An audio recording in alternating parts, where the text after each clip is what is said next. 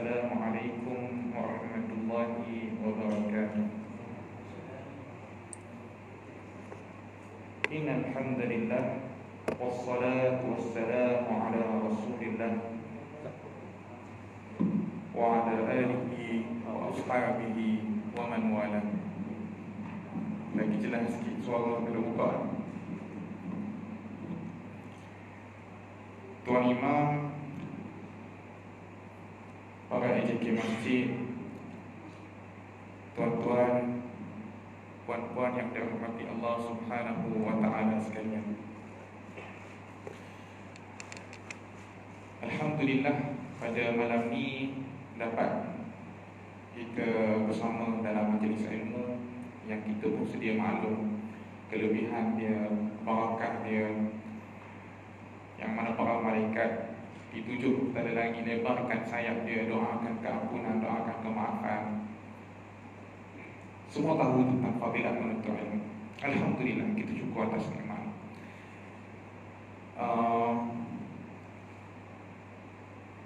Sedikit pengenalan biar datang, kerana anak rasa ni kali pertama anda datang ke masjid ni, dan kali pertama juga anda berjumpa dengan ahli qaryah dan tuan-tuan, puan-puan sekalian.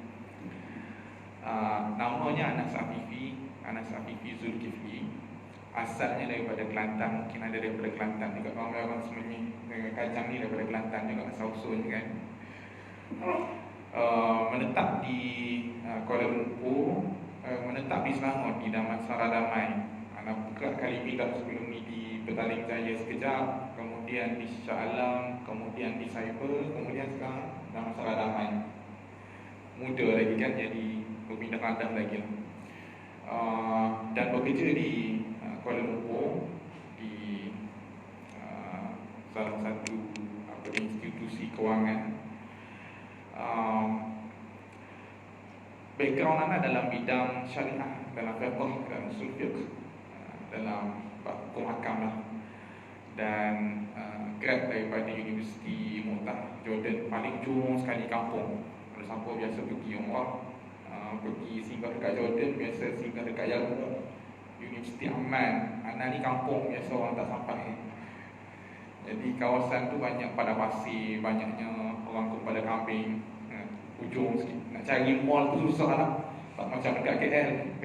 Sana supermarket biasa je, mall, movie apa semua tak ada. Jadi Alhamdulillah boleh fokus lah, ada pros and cons dia juga. Dan bekerja dah hampir 3-4 tahun dah daripada grad, sejak tahun 2018. Kira umur anak sekarang ni muda lagi lah, dalam 20-an, middle 20s. Itu sedikit sebanyak berkenaan dengan anak. Tajuk kita pada malam ini, oleh kerana dah ganti Ustaz Zaman. Tajuk yang diberikan adalah fitnah akhir zaman. Jadi insya-Allah anda cuba masukkan juga dan kaitkan juga dengan keadaan kita sekarang, apa yang berlaku, dan juga apa tips-tips ataupun panduan untuk kita hadapi fitnah akhir zaman ni lah. Satu ayat Al-Quran yang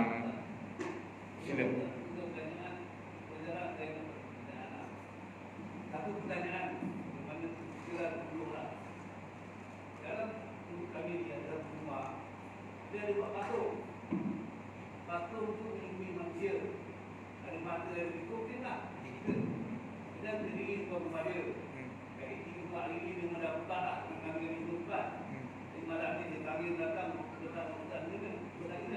dan umumnya yang buat pun dia pergi datang, tapi dia kata dia ada kerja. Jadi apa tak hukum kalau kita buat patung manusia, ayam atau berkuda depan rumah kita. Isu nampak macam isu hangat juga dekat kampung ni. Hangat dalam kita punya masalah memang kecoh kita panggil. Tuan AJK Masjid juga ataupun wakil daripada komuniti lah surau lah. InsyaAllah anda cuba elaborate sikit lah berkenaan dengan hukum patung ni. Sebelum kita masuk tajuk kita lah, isu ni nampak macam hangat, nampak macam orang nak tunggu-tunggu apa dia isu dia ni. Sebelum ni ada tak ustaz-ustaz yang cerita? Malam ni berdebat kami berjumpa dengan dia tak berdebat berdebat. Untuk berdebat dia cakap, untuk berdebat dengan patung. Siapa dia ni? Kalau tak ada, nanti malam ni kalau tak nanti malam kita datang. Rasa cukup dengan tuan imam kot, tuan imam ada. Betul tak malam ni dia tunggu aku kami malam. Tuannya tak ada dekat sini lah. Tak ada, dia tunggu malam tak datang. Oh, okey. Muslim. Yes. Family. Keluarga. Dia punya background dia? Kalau dia itu bukan tempat, tapi di dasar memang belakang pulau, dah pakai apa sudah bedek. Jadi kita berada dalam tempat. Jadi saya tak mahu tunggu apa-apa lah, tak kira. Kalau saya tak boleh kata apa lah. Ya. Kalau nak bincang isu ni kena buang rakaman aku. Kenapa? Nanti kan isu hangat pula nanti. Kalau betul tak, betul tak. Kalau dia masih lagi mempertahankan. Dia kata dia pun belajar kita. Dengan saya, dia dah berkata saya. Dia pun belajar, dia belajar apa? Bantu saya kita. Dia kata macam ni lah. Kita ayah tak datang keluar, datang ke belajar, tak. Dia kata pas malam. Lepas tu dia kata, patung yang dia buat tu adalah buku baju tadi dia kata. Tapi macam mana bantuan buku manusia? Kalau baju dia tak ada lah buku kepala, hidung, apa. So patung yang dia buat tu patung manusia ada, patung binatang pun ada. Memang rupa pun rupa manusia lah. Bahaya tu. Niat dia nak buatnya untuk meniaga. So dia jual patung tu lah. Patung memang patung sembahan macam yang Chinese buat dekat dia punya kuil dia tu. Batman. Patung Batman. Dia buat daripada apa? Seramik. Polystyrene dengan seni lah kan. Yes.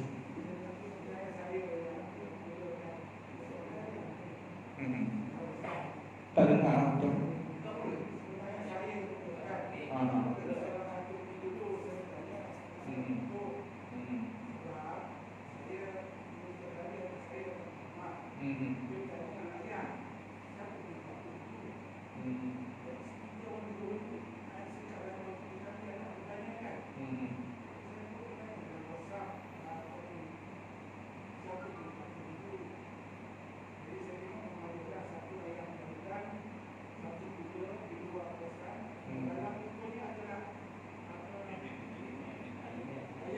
Memang bisnes dia memang jual patung ke?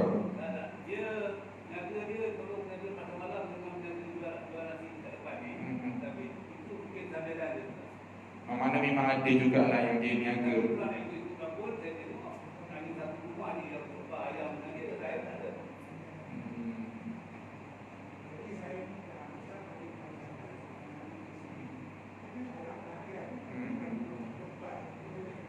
Panjang isu patung ni.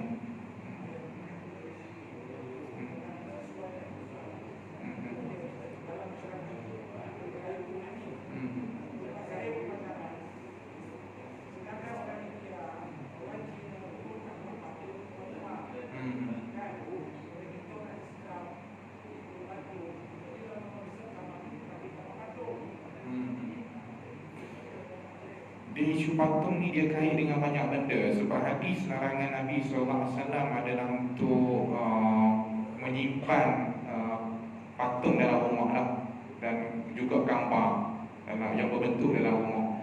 So dia berkait dengan isu teddy bear yang ada dekat rumah kita juga. Anak-anak kita beli kan. Dia kait juga dengan mainan-mainan yang anak-anak kita main kan. Mainan apa, kuda apa semua tu. Dia kait juga dengan isu gambar kita sendiri yang kat dalam rumah kan, yang kita tayang. So dia isu yang besar dan kita kena teliti betul-betul lah. So kalau dia buat tu untuk meniaga, patung tu sebaiknya dekat kedai lah dan dijual untuk kepada non-Muslim kan. Cuma kalau isu patung ni ada khilaf jugalah, ada perbincangan ulama juga, dan masih lagi ada ruang untuk kita bincang, ada ruang untuk kita dakwah juga. So kalau lihat patung yang betul-betul dilarang dalam Islam adalah patung yang dibuat untuk sembahan. Dia tak macam isu Arab.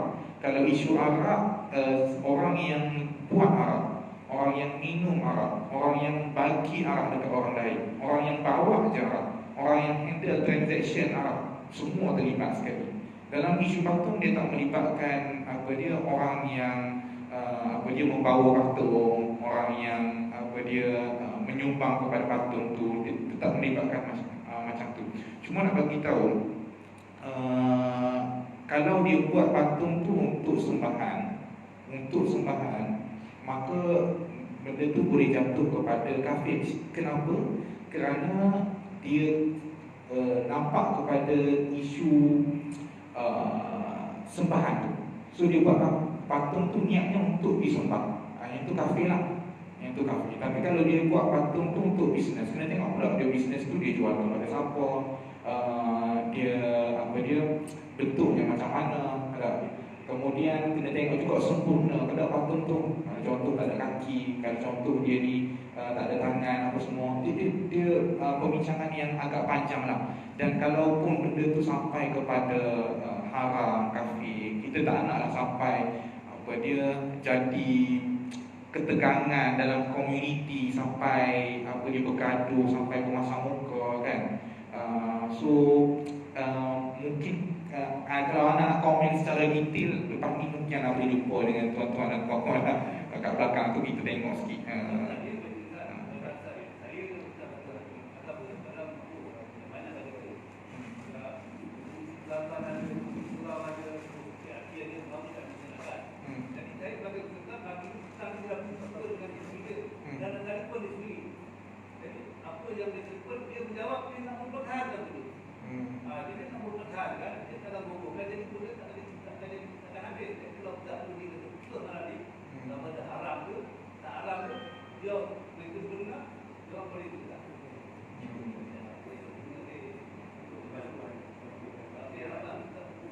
Hukum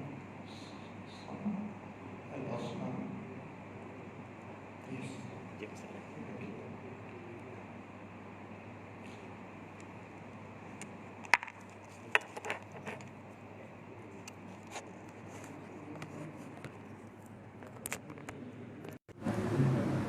Sekejap ana rujuk kepada fatwa yang ada dalam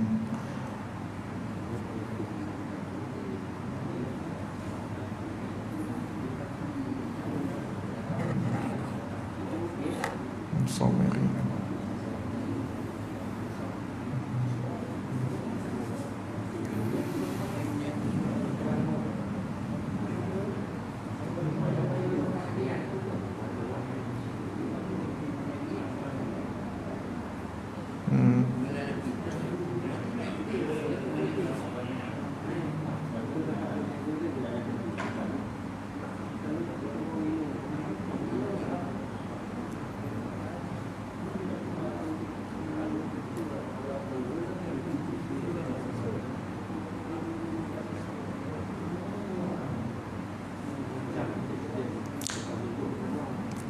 Kita tengok dia ni sebagai orang yang tak tahulah hukum hakam kan. Dia bukan buat sengaja untuk melawan hukum Islam pun.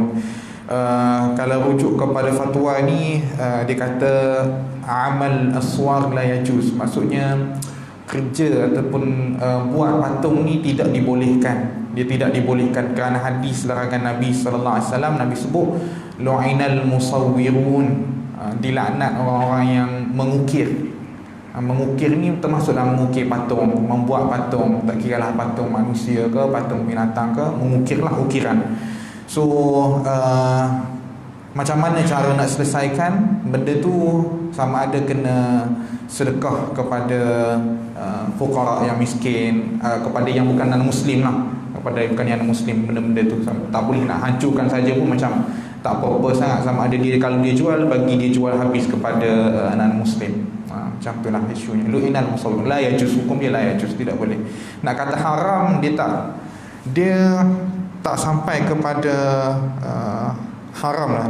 Dia sebut kepada ni la yajuz. Tapi anak kena tengok lagi secara detail. Mungkin ada pandangan-pandangan lain lagi yang menyatakan mungkin lain sikit dari apa yang ada. Bagi anak selepas daripada kuliah ni, anak tengok isu ni dan anak bagi tahu balik. Sebab semua fatwa ada dekat dalam ni je, cuma dalam bahasa Arab lah fatwanya. Sebab anak tengok fatwa daripada Saudi, daripada Mesir, So dia memang post dia punya fatwa tu kat online bahasa Arab.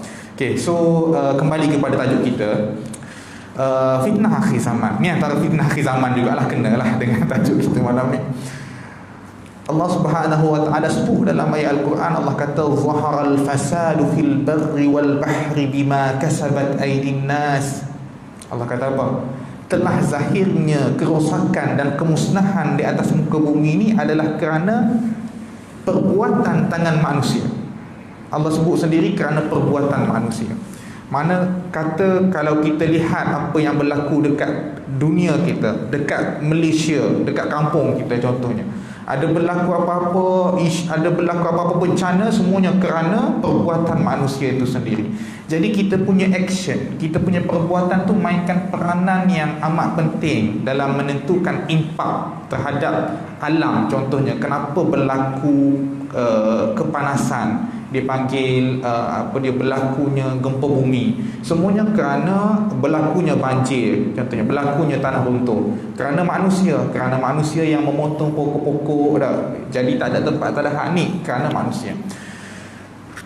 Ayat yang Allah Subhanahu wa taala sebut ni nak bagi tahunya bahawa fitnah-fitnah yang berlaku ni adalah kerana manusia itu sendiri. Dan yang kedua, ayat dalam Al-Quran juga Allah Subhanahu wa taala sebut berkenaan dengan fitnah, zuyyina lin-nasi hubbus syahawati minan nisa'i wal banina wal qanatiril muqantarati minad dhahabi wal fiddah wal khaylil musawwamati wal an'ami wal harth dzalika mata'ul hayatid dunya wallahu 'indahu husnul ma'ab. Betul kan Tuan Imam? Ayat berkenaan dengan fitnah. Fitnah ni maksud dia apa? Fitnah ni maksud dia adalah ujian. Fitnah ni boleh jadi juga maksud dia bala. Dan fitnah ni ada macam-macam jenis. Ada fitnah yang akan berlaku, ada fitnah yang kita telah pun berlaku. Contohnya kedatangan Nabi Muhammad sallallahu alaihi wasallam, fitnah kerana nak dekatnya hari kiamat.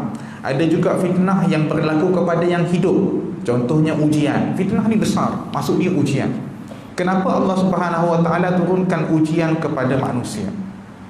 Allah Subhanahu wa taala sebut dalam Al-Quran, ahasiban nasa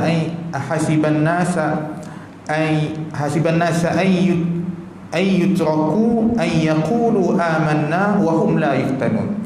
Adakah manusia mengira bahawa mereka ni akan ditinggalkan setelah mana mereka menyatakan bahawa mereka ini beriman kepada Allah Subhanahu wa taala, sedangkan mereka tidak akan diuji?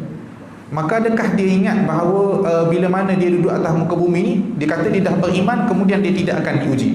Inilah antara ujian-ujian kita. Ujian bila dalam kampung ada orang buat masalah, macam mana cara nak tegur dia, ujian juga. Macam ujian bila mana COVID-19 datang, hilang kita punya sumber harta, hilang pendapatan, hilang ahli keluarga sebab COVID, sebab pandemik.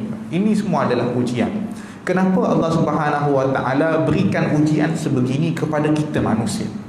Allah Subhanahu wa taala sebut juga dalam Al-Quran, Allah kata liyamizal khabitha minat tayyib, kerana Allah Subhanahu wa taala nak membezakan di antara yang buruk dan yang baik, yang beriman dan yang tak beriman. Macam mana nak menentukan? Dengan perbuatan yang dibuat atas muka bumi. Contoh kan, isu yang berlaku, bila kita melihat kemungkaran, oleh kerana ada iman dalam hati, kita rasa nak tegur, kita rasa nak betulkan, nak mempertahankan agama Islam. Tu antaranya ujian, hikmah ujian yang Allah turunkan.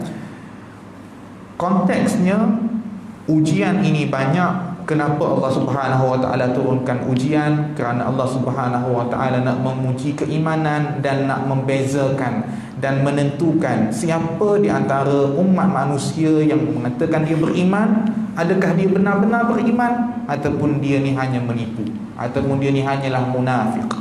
Ada. Ini adalah kenapa. Jadi apa persoalannya? Apa itu ujian? Dalam ayat yang saya baca tadi, ni poin yang kedua lah. Tadi kenapa, dan yang kedua apa? Apa itu ujian fitnah? Fitnah antara yang dekat yang disebutkan oleh Allah Subhanahu wa taala terang dalam Quran, zuyyina linnas, dihiaskan kepada manusia. Allah pilih kalimat dalam Quran, Allah pilih dengan sangat berhati-hati. Sebab itulah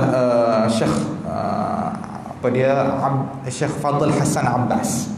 Syekh Fadl Hasan Abbas ni adalah seorang ulama tafsir yang sangat terkenal di Jordan.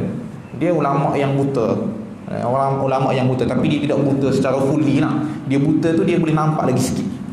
Tapi dia celik mata dia dengan ilmu Quran, ilmu tafsir Quran. Sangat terkenal. Dan siapa yang kenal dengan Syekh Salah Al-Khalidi, guru dia adalah Syekh Fadl Hasan Abbas. Siapa yang belajar tafsir, dia mesti akan kenal Syekh Fadl Hasan Abbas. Apa dia kata? Dia kata kalau kamu baca Al-Quran, kamu tidak akan dapati benda yang sama. Tidak akan ada mufradat dalam Al-Quran. Contohnya dalam ayat ni lah, Zuyyina. Allah pilih dengan hati-hati. Allah pilih, Allah kata dihiaskan kepada manusia. Kenapa hias? Kerana benda tu asalnya tidak baik, tapi manusia jadi nampak benda tu baik, jadi nampak benda tu terpedaya dengan benda tu. Jadi mata dia terkabur, tak nampak kebenaran oleh kerana benda-benda tersebut. Ada zuyyina linnas. Siapa yang buat? Syaitan. Para syaitan, para iblis yang buat benda tu. Zuyyina linnas hubbus syahawat. Ujian fitnah yang ada pada manusia, yang diberikan kepada manusia, yang pertama adalah ujian nafsu syahwat, ujian keinginan. Dan nafsu ni dia boleh jadi baik dan dia boleh jadi jahat. Sebab itulah dalam Quran ada sebut la ammaratum bisu, nafsu ammarah, nafsu yang marah, nafsu yang nak buat jahat semua. Ada nafsul mutmainnah, nafsu yang tenang, hati dia ni nak buat kebaikan semua. Ada hati dia ni hati yang penuh keimanan. Ada bermacam-macam jenis nafsu. Ujian nafsu. Ada ujian nak kepada benda. Bila nampak benda yang cantik, nak.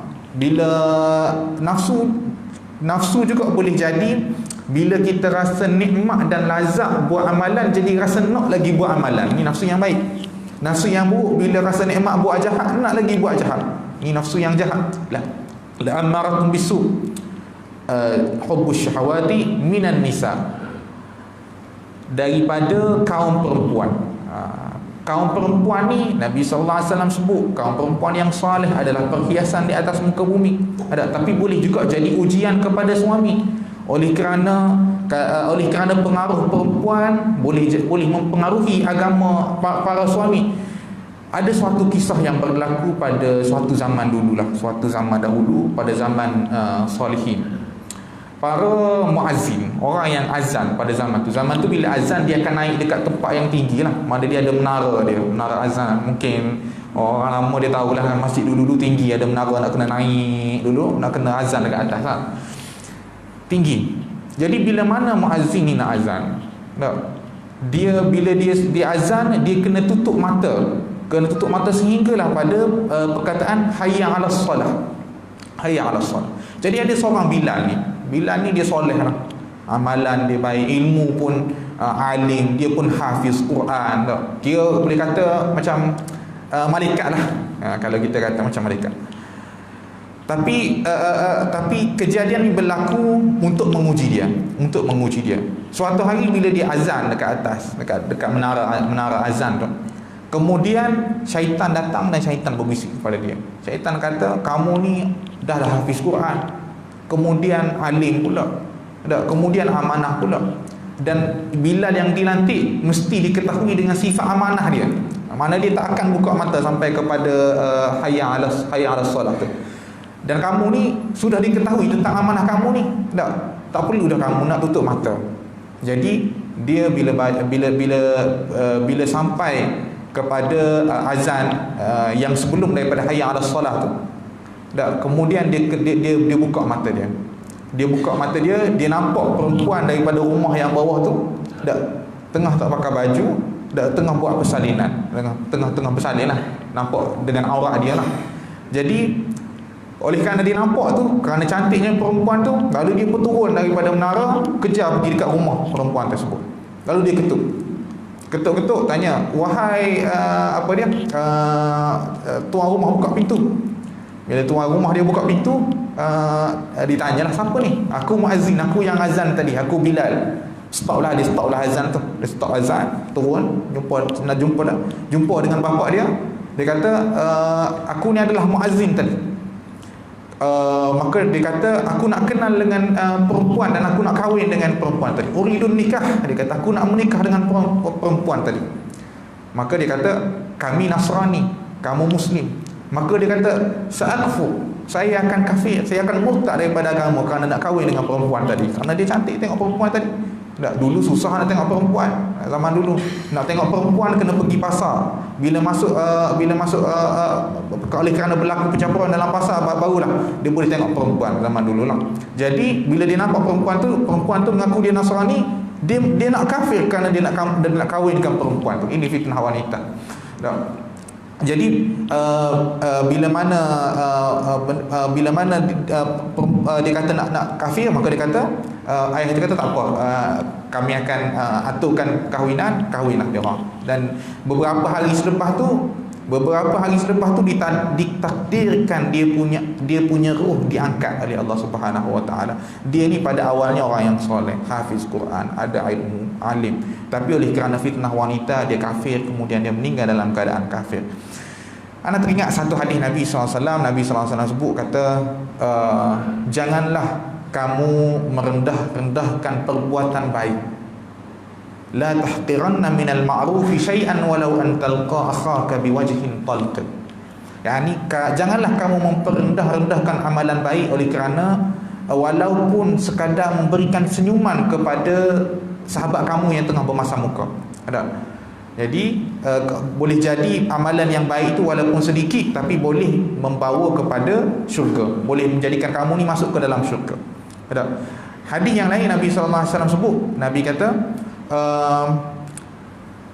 boleh jadi seorang yang ahlul jannah, dia ni telah pun ditetapkan untuk masuk ke dalam syurga, tapi oleh kerana dekatnya dia dengan syurga, dia ni dekat sangat dengan syurga sehingga sehasta saja nak sampai ke syurga, tapi oleh kerana dia diuji, maka dia pun ditukarkan dia punya qada dan ditukar menjadi ahli neraka. Ada satu golongan lagi, dia ni ahli neraka, dia hidup dia banyak buat maksiat, tapi akhir sekali dia oleh kerana dia bertaubat apa semua, maka ditakdirkan dia boleh masuk ke dalam syurga. So hadis ni menunjukkan bahawa jangan kita memandang rendah ahli maksiat, dan jangan juga kita terlalu mensucikan ahli agama, oleh kerana kita tak tahu lagi apa pengakhiran dia pada akhir sekali. Begitu juga contoh kisah yang pertama tadi, oleh kerana fitnah wanita maka dia kafir dan mati dalam keadaan kekufuran.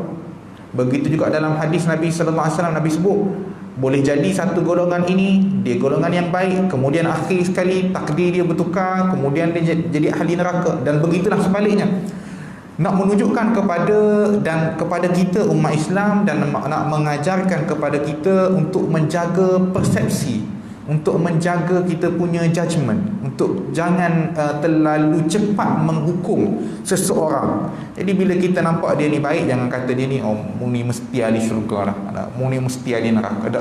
Kerana benda tu ditentukan oleh Allah Subhanahu Wa Taala. Para ulama sebut wa'lam inna huffatin nari bil ladzat. Neraka itu dikelilingi dengan perkara-perkara yang lazat, perkara-perkara yang nikmat. Bila buat jadi rasa nikmat. Dan huffatil jannah bil kawarah. Syurga itu dilingkari dengan perkara-perkara yang tidak disukai. Nak kena buat ibadah, nak kena keluarkan zakat, duit susah-susah cari, nak kena bayar zakat, nak kena bangun awal pagi pukul 6 pagi, pukul 5 pagi nak kena bangun salat subuh, awal lagi pukul 4 pagi nak kena bangun tahajud. Nak masuk syurga bukan senang.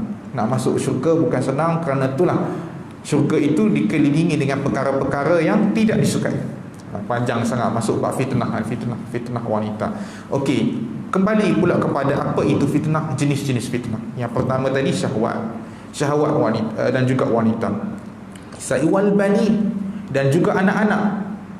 Anak-anak ni juga boleh jadi ujian kepada kita. Ada, bila mana anak buat salah, macam mana cara kita nak didik dia. Bila anak kita tak solat, macam mana nak buat, ujian. Ada, bila mana anak-anak ni dah besar sikit, dah pandai melawan, ujian pula, fitnah. Anak-anak itu adalah fitnah. Sebab tu dalam ayat lain Allah Subhanahu wa taala sebut, al-mal wal banuna zinatul hayatid dunya wal baqiyatus salihatu khairun 'inda rabbika sawaban wa khairun amala. Allah Subhanahu wa taala sebut sesungguhnya harta itu dan juga anak-anak itu adalah perhiasan dan juga sebagai ujian.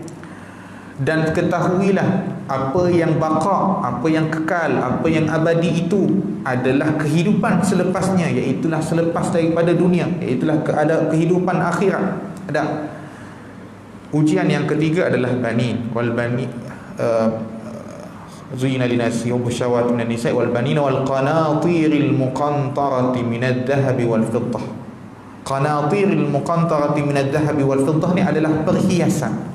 Ada perhiasan-perhiasan yang kita ada, sama ada daripada emas ataupun daripada perak. Qanatiril muqantarati minadh dhahabi wal fiddah wal khailil musawwamah. Dan yang kelima adalah kuda-kuda ataupun binatang-binatang tunggangan. Zaman dululah, zaman Nabi sallallahu alaihi wasallam, kuda lah yang paling cantik sekali. Nak cari kuda emas. Ada kuda yang baka dia tu baka comel. Kalau orang yang biasa main kuda, dia tahulah ada kuda yang baka-baka ni, baka yang dikehendaki nilai dia tinggi, harga dia puluh-puluh ribu, mungkin beratus-ratus ribu harga dia, harga baka kuda. Kalau zaman sekarang, tunggangan kita bukan kuda dah, tapi kereta. Kereta pula jadi ujian kepada kita dalam konteks pada hari ni. Kereta pula, kereta ada macam-macam. Kereta Ferrari, Lambo, ada Lambo pula, Lambo urus, ada urus niaga, apa semua macam-macam dah jenis kereta. Wal khairil musawwamati wal an'ami wal harth. An'am ini adalah binatang ternakan. Tadi haiwan tunggangan, ni binatang ternakan. Binatang ternakan ni kerana zaman dulu adalah kambing-kambing. Kambing-kambing ni bila banyak, kambing, lembu, unta, ni haiwan ternakan. Bila banyak, maka dia akan menjadi aset, tambahlah harta dia. Sebab itulah ada sahabat Nabi, Muhammad SAW, tak pasti sahabat Nabi ke tabi'in, tapi dia berlaku pada zaman dululah, selepas daripada zaman Nabi sallallahu alaihi wasallam. Dia ni sebelum daripada dia ada harta, dia ni tak ada apa-apa. Memanglah dah sebelum daripada harta dia tak ada apa-apa dah. Tapi oleh kerana dia tidak ada harta tu, dia mari ke masjid setiap waktu, tepat waktu dia, dan dia sempat takbir yang pertama dengan imam. Pahala sangat besar bila takbir, sempat takbir yang pertama dengan imam. Kalau awal lagi daripada tu, lagi besar pahala dia, lagi besar pahala dia. Jadi tiap-tiap hari, tiap-tiap waktu dia tepat maksa dan dia sempat untuk kejar fadilat dan kelebihan tersebut. Dan suatu hari dia mengeluhlah dan dia mengadu kepada Nabi sallallahu alaihi wasallam. Sahabat Nabi lah, masa kisah ni kisah pada zaman Nabi sallallahu alaihi wasallam. Dia mengadu kepada Nabi sallallahu alaihi wasallam, dia kata, "Ya Rasulullah, aku ni miskin dan aku nak harta." Nabi mula-mula Nabi tak beritahu, tak doakan dia. Dia minta doa kepada Nabi, "Ya Rasulullah, doakan kepada aku untuk diberikan harta." Ada. Nabi ni kalau Nabi minta, Nabi tak minta je. Kalau Nabi minta semua benda, Allah SWT akan bagi. Nak guna emas pun Allah SWT akan bagi. Ada. Tapi Nabi tak minta. Kali kedua dia datang, dia minta dengan Nabi, Nabi tak bagi juga. Kali ketiga barulah Nabi SAW bagi kepada dia. Nabi minta doa kepada Allah. Nabi kata, makbulkanlah doa dia ni untuk jadi orang yang ada harta.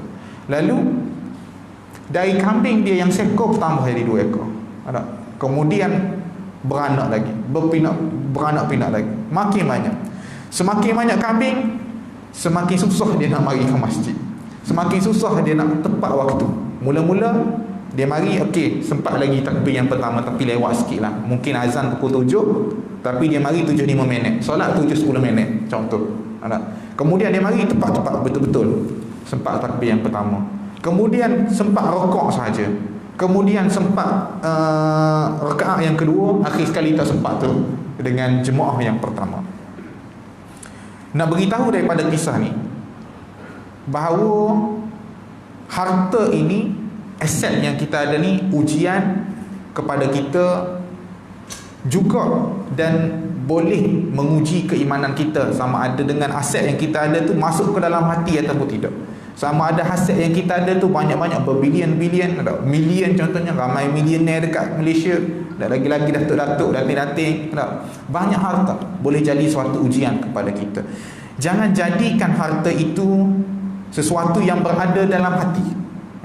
Oleh kerana nak meniaga, sanggup melanggar agama Islam. Oleh kerana nak kontrak, sanggup pergi cium kaki, sanggup pergi bunuh orang, contohnya kan. Oleh kerana nak dapat tender, sanggup pergi ikut bontot bos VIP untuk dapat tender tersebut. Ni ujian untuk harta. Ujian sama ada kita dapat harta tu, yang pertama dapat dengan cara yang bagaimana, kemudian bagaimana kita uruskan harta tersebut, kemudian adakah kita tunaikan zakat dengan harta tersebut, adakah harta tersebut menyumbang kepada kita punya jauh daripada agama. Oleh kerana banyaknya harta nak urus, tak sempat, lalu tak sempat nak tunaikan solat, tak sempat nak tunaikan umrah, tak sempat nak tunaikan kebaikan-kebaikan ataupun ibadah-ibadah yang ada dalam Islam. Kata tak?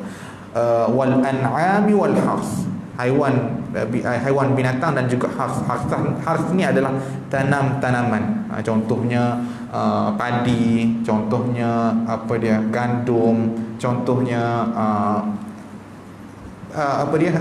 pokok kurma pada zaman dululah, pokok kurma, ada kebun kurma, kebun buah-buahan. Wal an'ami wal hars dzalika mata'ul hayatid dunya wallahu 'indahu husnul ma'ab. Ketahuilah bahawa kesemua yang disebutkan tadi, ada 7 benda adalah mata' iaitu perhiasan, permainan dunia. Dan bila sebut dunia ni, anda teringat Syekh Mutawalli Sya'rawi bila dia tafsirkan kalimah dunia. Apa perkataan dunia ni datang daripada asal dia bahasa Arab, iaitulah dana yadnu. Dia punya saraf dia lah, dia punya susunan kalimat dia, dana yadnu. Dana ni maksud dia adalah tempat yang rendah daripada tempat yang tinggi, tempat yang rendah daripada tempat yang tinggi. Dan dunia dinamakan sebagai dunia kerana dia berasal daripada perkataan dana tadi. Kerana dunia ini jika dibandingkan dengan akhirat, nilai dunia ni sangat-sangatlah rendah nak dibandingkan dengan akhirat. Itulah kerana itulah Allah Subhanahu Wa Taala pilih kalimah ad-dunya. Zalika mata'ul hayatid dunya wallahu 'indahu husnul ma'ab. Dan di sisi Allah Subhanahu Wa Taala itu adalah sebaik-baik pengembalian. Dan ujian fitnah ini antara ujian yang disebutlah. Persoalan yang kedua tadi, apa itu fitnah? Apa jenis-jenis fitnah? Kita sebut dah tadi fitnah dia. Dan fitnah yang boleh juga berlaku adalah fitnah akhir zaman.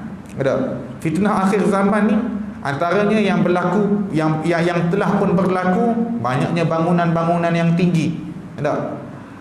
Anak yang derhaka kepada mak ayah, mak yang melahirkan tuan dia, disebutkan dalam hadis, mak yang melahirkan tuan dia. Kemudian banyaklah yang disebutkan oleh baginda Nabi sallallahu alaihi wasallam berkenaan dengan fitnah-fitnah akhir zaman.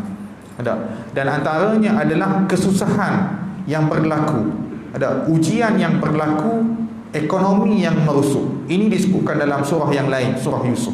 Surah Yusuf ayat yang ke-43 hinggalah ayat yang ke-49. Dalam ayat ni Allah Subhanahu Wa Taala cerita kisah pada zaman Nabi Yusuf alaihi salatu wasallam. Kita semua tahu kisah Nabi Yusuf alaihi salatu wasallam. Kisah Nabi Yusuf alaihi salatu wasallam, dia ni dibuang oleh keluarga sendiri. Adik-beradik dia buat apa? Adik-beradik Nabi Yusuf alaihi salatu wasallam buang Nabi Yusuf ke dalam telaga yang kosong, telaga yang terbiar. Kemudian dia bawa ambil baju Nabi Yusuf dan kenakan darah daripada darah haiwan, dan dia bawa kepada Nabi Yaqub. Dia kata, wahai Nabi Yaqub, Nabi Yusuf telah pun meninggal, Nabi Yusuf telah pun mati, dimakan oleh serigala. Dibuang oleh keluarga dia. Dan Nabi Yusuf alaihi salatu wassalam juga Nabi Yusuf dituduh digoda oleh wanita. Warawadathu allati huwa fi baitihi. Dan dalam surah Yusuf kan, warawadathu allati huwa fi baitihi. Dan Nabi Yusuf alaihi salatu wassalam ini digoda di rumah Zulaikha. Iaitu bukan Zulaikha, Imra'atul Aziz. Imra'atul Aziz, perempuan pembesar pada zaman tu. Ada Imra'atul Aziz, digoda dan kemudian dipenjarakan. Lalu berlakulah kisah ni. Dan kisah ni anak cerita selepas daripada azan.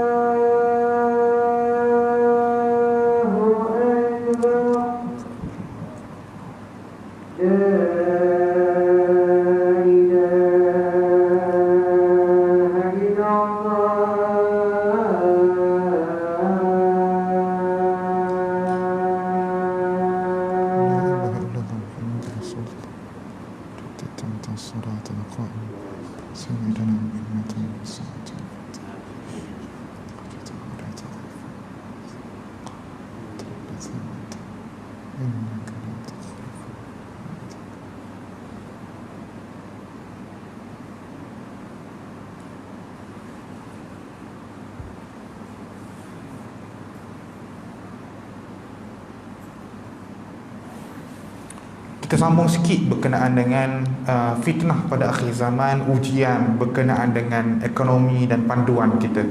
Nabi Yusuf alaihissalam selepas daripada dibuang oleh keluarga baginda, keluarga beliau, kemudian diuji dan digoda, kemudian dimasukkan ke dalam penjara, dan dia berjumpa dengan dua orang dalam penjara tu, dan orang dalam penjara dua orang ni bermimpi, dan mimpi dia bagi tahu kepada Nabi Yusuf, dan Nabi Yusuf tafsirkan bahawa salah seorang daripada mereka akan keluar dan bersama dengan pembesar, dan dia pesan kepada orang yang akan terselamat daripada penjara ni, supaya bila mana kamu dah keluar dan selamat, kamu ingatkan kepada raja untuk bebaskan aku.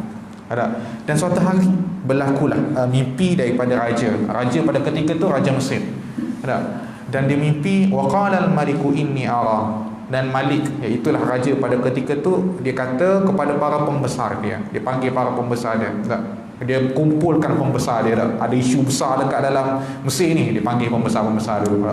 Panggil pembesar, dia kata, aku mimpi, dalam mimpi aku ada 7 ekor lembu yang gemuk dimakan oleh 7 ekor lembu yang kurus. Pelik tak pelik? Kemudian ada 7 batang, dia panggil batang ke gandum, dia panggil tangkai gandum, 7 yang hijau dan selainnya kering. Wahai para pembesar, siapa di antara kalian yang boleh menafsirkan mimpi aku?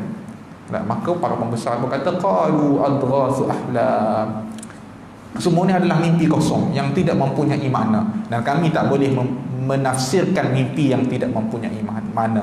Lalu berlalulah suatu masa pembesar yang ada pada conference yang raja tu panggil, dia teringat, dia teringat dulu aku duduk dalam penjara, jumpa dengan Nabi Yusuf tafsirkan mimpi aku jadi sungguh. Lalu dia bagi tahu kepada raja, wahai raja, mimpi yang kamu mimpi ni aku akan bawa jumpa kepada Nabi Yusuf. Dia tak bagi tahulah Nabi Yusuf, dia kata, wahai raja, hantar aku kepada orang ni, fa'arsilun, hantar aku kepada orang ni, aku akan bawa tafsiran mimpi itu kepada kamu. Lalu dia lah pergi berjumpa dengan Nabi Yusuf. Dia cerita kepada Nabi Yusuf mimpi yang sama.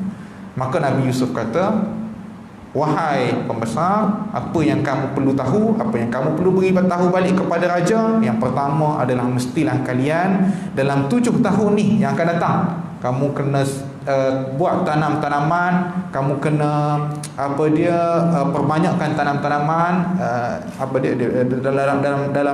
dalam ayat Quran tersebut dengan 7 tahun yang berterusan. 7 tahun, setiap tahun tu kena pertingkatkan dia punya jumlah dia. 7 tahun. Kerana apa? Kerana selepas daripada 7 tahun tersebut akan ada 7 tahun yang susah, syiddah.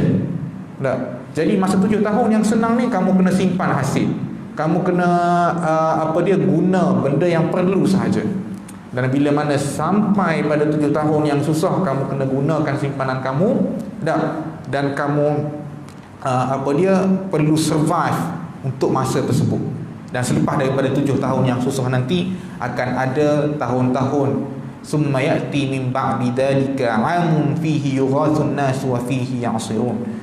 Allah SWT kata, kerana selepas daripada tahun-tahun yang susah itu akan ada tahun-tahun yang senang, di mana hujan-hujan akan turun, dan juga hujan itu akan menghasilkan tanam-tanaman yang subur, yang kamu akan dapati hasilnya daripada tahun-tahun tersebut, selepas daripada tahun yang setuju itulah. Poin-poin yang penting, fawaid-fawaid yang penting dalam surah tersebut, Allah Subhanahu Wa Taala sebut dalam tafsiran Allah SWT sebut dalam Quran, dalam menceritakan kisah ni, dan juga tafsiran Nabi Yusuf ini, bila mana Allah kata simpan tangkai gandum tu, Allah kata dalam Quran sebut simpan dekat tangkai. Maksudnya jangan cabut daripada tangkai tu. Kerana apa? Kerana secara scientifically, bila benda tu melekat dengan bantal, dengan tangkai dia, maka dia akan tahan lebih lama. Dia akan tahan lebih lama. Sebab tu lah orang lama dia ajar, kalau pisang tu kalau nak bagi tahan lama, jangan cabut lagi daripada rantai dia, daripada tangkai dia. Sebab tu pokok kurma, buah kurma nak tahan lama, biar dulu dekat tangkai. Kalau kita pergi kedai pun ada jual kurma yang bertangkai. Kalau pergi dekat Mekah pun ada jual kurma yang bertangkai. Itu fawaid yang pertama. Kemudian fawaid yang kedua daripada kisah tersebut, iaitulah ketika waktu senang kena perbanyakkan simpanan ataupun pelaburan, buat pelaburan. Fawaid yang ketiga, bila mana dalam keadaan susah, gunakan segala simpanan untuk survive dan juga tahan kelaparan. Itu antara yang disebutkan fawaid-fawaid itulah. Itu secara ringkas, berkenaan dengan ujian-ujian dan fitnah-fitnah akhir zaman. Akhir sekali, anda sempat tengok tadi hukum berkenaan dengan patung. 4 mazhab menyatakan bahawa haram untuk melukir patung. Ada juga fatwa yang difatwakan oleh Irsyadul Fatwa oleh mufti wilayah. Mufti wilayah pun sebut tidak melukir patung tidak dibolehkan. Yang bolehnya hanya ada isu yang khilafnya dalam bentuk mainan kanak-kanak. Tu je yang ada khilaf dia kalau tengok Irsyadul Fatwa. Jadi kalau nak berdebat dengan orang kampung tu, yang seorang tu ada bagi tahulah fatwa yang ada dekat wilayah ni lah, wilayah mufti wilayah yang dah fatwakan dah ni, rujuk kat situ sebab kita dah ada fatwa. Kemudian cubalah bagi dakwah dalam cara yang hikmah lah. Mungkin lebih tahulah macam mana orang kampung, orang dia kenal tuan dia tahulah macam mana. Kalau anak ni orang luar nak bagi tahu lebih-lebih, kita tak reti. Lagi-lagi orang muda ni kan, jauh dia punya gap dia. Jadi itu sahaja sekadar, wallahu alam, wabillahi taufiq wal hidayah. Assalamualaikum warahmatullahi wabarakatuh.